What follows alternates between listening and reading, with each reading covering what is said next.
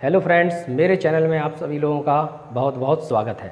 Friends, billion chapter को आगे बढ़ाते हुए आज का जो मेरा टॉपिक है वो है हेनरीज लॉ, हेनरी का नियम, जो कि वेरी मोस्ट इम्पॉर्टेंट टॉपिक है। इस टॉपिक को मैं आज आप लोगों को समझा रहा हूँ। इसको आप लोग समझिए और फिर इसको याद करिए, ठीक है ना। कोई गैस कैसे द्रव में घुलती है, तो इस प्रभाव को स्पष्ट करने के लिए विलियम हेनरी ने सन 1805 में एक नियम का प्रतिपादन किया था, जिसे हेनरीज लॉ, हेनरी का नियम कहते हैं। इस नियम के अनुसार आप पहले इसकी परिभाषा देखिए, फिर मैं इसको आपको विस्तार पूर्वक समझाता हूं। स्थिर ताप पर किसी गैस के या किसी गैस की द्रव में विलेयता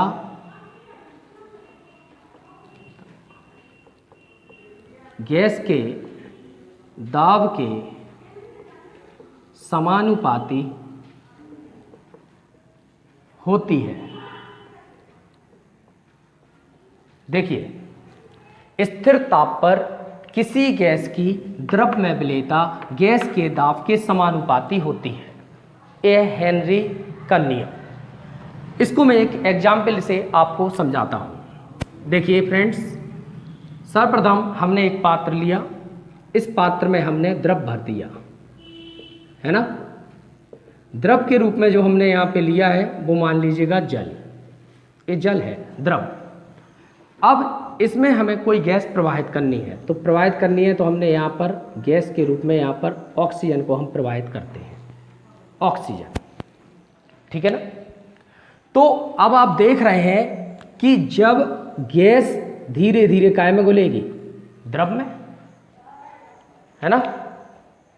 तो घुलेगी, तो यहां पर लिखा हुआ है स्थिर ताप पर किसी गैस की द्रव में विलेयता, यानी गैस की द्रव में विलेयता गैस के दाब के समानुपाती होती है। तो अर्थात मान लीजिए यहां से हमने एक दाब आरोपित किया, जी है। इस गैस पर हम जितना ज्यादा दाब आरोपित करेंगे, गैस उतनी ही ज्यादा काय में घुलेगी, द्रव में घुलेगी, ठीक है ना।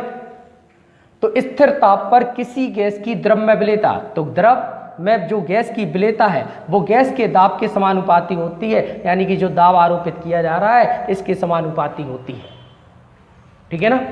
तो हम कह सकते हैं m प्रोपोर्शनल p। तो m इक्वल टू क्या हो जाएगा, kp, जहां k क्या है, एक स्थिरांक है।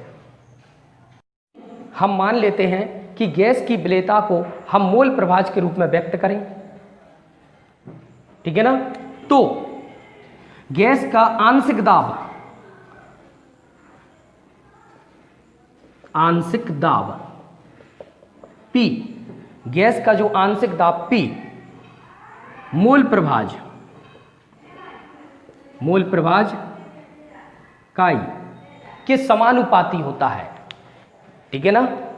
यदि हम गैस की विलेयता को मोल प्रभाज के रूप में व्यक्त करते हैं तो गैस का जो आंशिक दाब P वो गैस के मोल प्रभाज के समानुपाती होता है। अर्थात कहने का मतलब है हमारा, देखिए कहने का मतलब है यहाँ पे कि हो जाएगा P प्रोपोर्शनल मोल प्रभाज, ठीक है ना। तो P इक्वल टू हो जाएगा KH मोल प्रभाज, है ना। कंफर्म, KH इक्वल टू हो जाएगा P अपॉन मोल प्रभाज, जहां KH हेनरी स्थिरांक है, हेनरी स्थिरांक है। कंफर्म। तो फ्रेंड्स, हेनरी का नियम अब आपको अच्छी तरह से समझ में आ गया होगा। इसे आप लोग अच्छी तरह से याद कीजिए क्योंकि बहुत ही मोस्ट इंपॉर्टेंट टॉपिक है।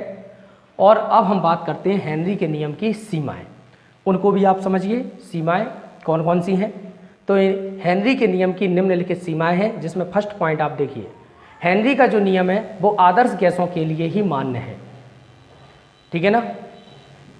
लेकिन कम दाब पर वास्तविक गैसों के लिए भी ये नियम मान्य है, क्योंकि वास्तविक गैसें आदर्श गैस की तरह ही व्यवहार करती हैं। ठीक है ना। तो फ्रेंड्स, सेकंड पॉइंट, हेनरी का नियम उन्हीं गैसों पर लागू होता है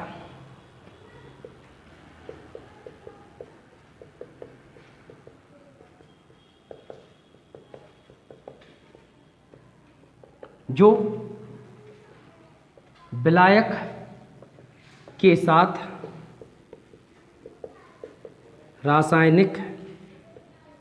रासायनिक अभिक्रिया में भाग नहीं लेती हैं।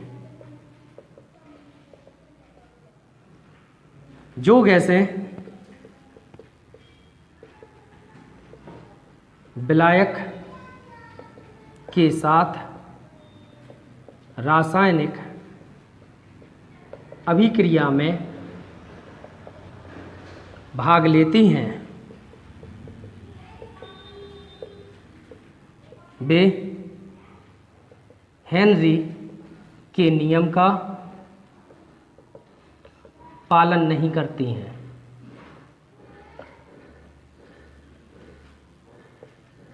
सेकंड पॉइंट देख लीजिएगा, हेनरी का नियम उन्हीं गैसों पर लागू होता है जो विलायक के साथ रासायनिक अभिक्रिया में भाग नहीं लेती हैं। जो गैसें विलायक के साथ यदि रासायनिक अभिक्रिया में भाग लेंगी तो वे हेनरी के नियम का पालन नहीं करती हैं। ठीक है ना। देखिए एग्जाम्पल से, जैसे यहाँ पर अमोनिया गैस जो है वो हेनरी के नियम का पालन नहीं करती है, क्योंकि अमोनिया गैस जल से अगर हम अभिक्रिया करवा देते हैं तो जल से अभिक्रिया करने पर ये क्या बना लेती है, NaOH बना लेती है।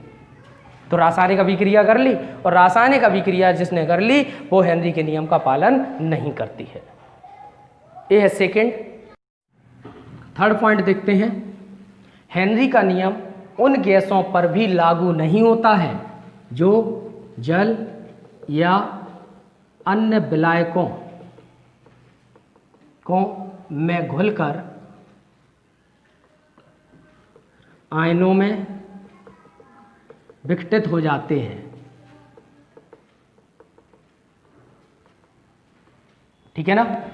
हेनरी का नियम उन गैसों पर भी लागू नहीं होता है जो जल या अन्य विलायकों में घुलकर आयनों में विघटित हो जाते हैं। जैसे HCl हमने एक गैस ले ली, इसको किसी अन्य विलायक में हमने घोल दिया, तो घोल देने पर ये